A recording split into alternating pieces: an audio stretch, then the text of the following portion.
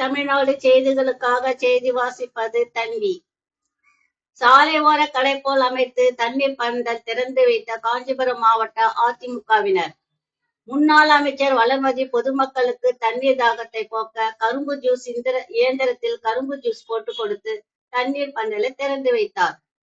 முன்னாள் அமைச்சர் வளர்மதி திறந்து வைத்த தண்ணீர் பந்தல் 5 நிமிடத்தில் காலி செய்த பொதுமக்கள். அனைத்திந்திய அண்ணா திராவிட முன்னேற்ற கழகம் சார்பில் கோடை வெயிலின் பொதுமக்கள் தாகத்தை தீர்க்க தண்ணீர் பந்தல் திறக்க பொதுச் செயலாளர் எடப்பாடி பழனிசாமி அறிவித்த நிலையில் காஞ்சிபுரம் பேருந்து நிலையத்தில் காஞ்சிபுரம் மாவட்ட அதிமுக சார்பில் முன்னாள் அமைச்சர் சோமசுந்தரம் ஏற்பாட்டில் கோடை வெயிலில் தாகத்தை தீர்க்க தர்பூசணி பழம், வெள்ளரி பழம், பனை, லுங்கு, கரும்பு ஜூஸ், கீரக்காய், கூழ், மோர், பழச்சாறு போன்றவை சாலை ஓர கடை போல் அமைத்து பந்தலில் இளநீர், லுங்கு, ஈச்சம்பழம், வாழைப்பழம் தொங்கவிட அலங்கரிக்கப்பட்ட தண்ணீர் பந்தலை முன்னாள் அமைச்சர் வளர்மதி பங்கேற்று தண்ணீர் பந்தலை திறந்து வைத்தார்.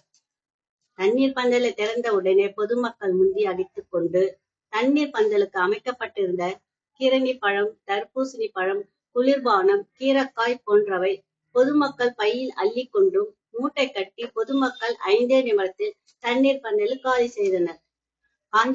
காஞ்சிபுரம் மாவட்டத்திலிருந்து எமது செய்தியாளர் தினேஷ்.